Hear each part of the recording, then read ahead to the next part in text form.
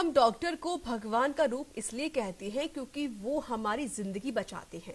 लेकिन जब डॉक्टर अपना फर्ज भूल जाएं और जिंदगी से ज्यादा जरूरी रुपया हो जाए तो आप क्या कहेंगे? ऐसा ही कुछ राजस्थान के उदयपुर की गीतांजलि अस्पताल में हुआ है, जहां इलाज के पैसा जमा नहीं कराने पर इलाज बंद करने की खुलेआम धमकी दी जा रही है। हम आपको अस्पताल प्रशासन और पीड़ित के बीच बातचीत का ऑडियो सुनाते हैं। जब तक जेब में पैसा तब तक होगा इलाज। पैसा खत्म तो इलाज भी खत्म। एक निजी अस्पताल ने की मानवता की हदें पार। पैसे जमा नहीं करवाने पर इलाज बंद करने की दी धमकी।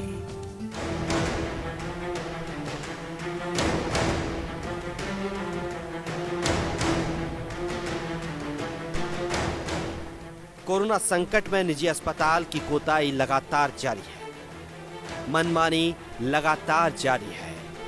दरअसल जब तक आपकी जेब में पैसा है तब तक ही आपका इलाज होगा, लेकिन जैसे ही आपकी जेब से पैसा खत्म तो आपका इलाज भी खत्म, चाहे उसके बाद आपकी जान भी क्यों न चली जाए। जी हाँ, ऐसा ही एक मामला उदयपुर के गीतांजलि अस्पताल से सामने आया है, जहां इलाज को लेकर समय पर पैसे नहीं मिलने पर इलाज को रोक दिया जाएगा। जरा पहले आप खुद सुनिए कैसे लुटेरे अस्पतालों के लिए जान से ज्यादा पैसे जरूरी हो गए। ये तो कुछ समझ में नहीं आ रहा है यार। पेमेंट तो अभी आ रहे हैं सब भैया, सबको बुलाया मैंने। अभी मैंने बोला ना सोमवार सब आ ही रहे हैं। अभी 12-1-2 बजे तक आ जाएंगे। हाँ 12 बजे तक पेमेंट जमा कराई है ना। हाँ अभी आ ही रहे हैं। ये थोड़ी पेशेंट की स्थिति मेरे को समझ नहीं है, थोड़ी समझ लो और भी लोगों से जैसे क्या। ऐसा पेशेंट की स्थिति जो भी हो, मेरे को पेमेंट जमा कार्ड चाहिए तो चाहिए। अरे यार तो सर पेशेंट की स्थिति तो मुझे देखना तो ना। मैं तो आ रहा हूँ, जमा मना तो नहीं कर रहा हूँ, बात तो कर रहा हूँ ना। पेशेंट की स्थिति जो भी है आपको पता भी है ना, पेशेंट की स्थिति अच्छी नहीं है। आज पेमेंट चाहिए मेरे को। आज पेशेंट के साथ भले कुछ भी हो, मतलब एक बार देखो नहीं, बात नहीं करूँ तो 2 मिनट सर बात तो करने दो मेरे को। बात करो और पेमेंट चाहिए मेरे को आज, है ना। मुझे आज बहुत हो गया ना, अब इसके ज्यादा मैं और कंट्रोल नहीं कर सकता। यार सर पेशेंट के साथ भले कुछ भी हो यार, आप पहले बात कर। दीपक जी सुनो मेरी बात। हाँ व्यवहार होता है, व्यवहार अपनी जगह होता है, ठीक है। मैं भी यहाँ पर नौकरी कर रहा हूँ। नहीं तो पेशेंट के साथ कुछ भी हो गया, मैं अभी नौकरी कर रहा हूँ मैं यहाँ पर, ठीक है। मैं मेरे पिताजी को होना चाहिए बस। आईसीयू के अंदर है पेशेंट के साथ। अरे सर दवाइयाँ बंद करो। आईसीयू में हो कहीं पर भी हो, आप सुन लो मेरी बात कान खोलकर। कुछ भी हो जाए पहले पेशेंट के साथ सर। मतलब चाहिए आज सर। पिताजी दवाइयाँ बंद हो जाएगी, पिताजी को कुछ हो जाएगा साहब। कुछ भी हो जाए तो हो जाए, अब मैं नहीं बर्दाश्त कर सकता इसके आगे। सर मैं आपसे आपकी वजह से मैं परेशान हो रहा हूँ यार। मैं भी तो गीतांजलि चाहिए आप किसी भी हाल में। सर गीतांजलि मैं बात नहीं करना चाहता। मैं गीतांजलि हॉस्पिटल में आया हूँ। भाई बंधु के नाते मैंने मेरी बात सुनो। मैं गीतांजलि हॉस्पिटल में सर इलाज कराने आया हूँ ना सर। मेरी बात तो सुनो। मैं भी तो यहाँ इलाज कर रहे हैं, हम लोग इलाज कर रहे हैं, समझ में आई है।